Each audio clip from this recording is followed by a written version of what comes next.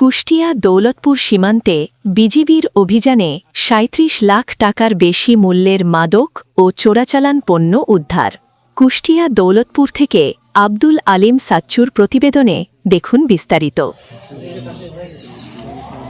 কুষ্টিয়া সীমান্তে বিপুল পরিমাণ মাদক ও চোরাচালান পণ্য উদ্ধার করেছে বর্ডার গার্ড বাংলাদেশ বিজিবি। উদ্ধারকৃত পণ্যের মোট আনুমানিক মূল্য ৩৭,৪০,২০০ টাকা। বিজিবি জানায়, কুষ্টিয়া ব্যাটালিয়ন ৪৭ বিজিবি ২৬ এপ্রিল সীমান্তের বিভিন্ন বিওপি এলাকায় ধারাবাহিক বিশেষ অভিযান পরিচালনা করে।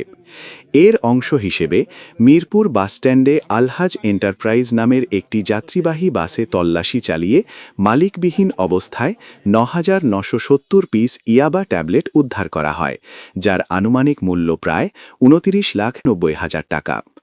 এছাড়া কাজীপুর সীমান্ত এলাকায় অভিযান চালিয়ে ২০ বোতল ভারতীয় মদ, ৯০০ পিস ডেক্সামেথাসন ও ৬০০ পিস সিপ্রোহেপটাডিন ট্যাবলেট জব্দ করা হয়।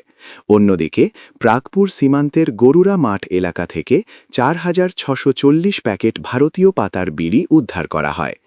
একই দিনে জামালপুর সীমান্তের ধর্মদা মাঠ এলাকা থেকে ৪ কেজি গাঁজা উদ্ধার করা হয়। বিজিবি আরও জানায়, উদ্ধারকৃত সব পণ্য মালিকবিহীন অবস্থায় জব্দ করা হয়েছে এবং এ বিষয়ে প্রয়োজনীয় আইনগত ব্যবস্থা গ্রহণের প্রক্রিয়া চলমান রয়েছে। সীমান্ত এলাকায় মাদক ও চোরাচালান প্রতিরোধে বিজিবির অভিযান ভবিষ্যতেও অব্যাহত থাকবে।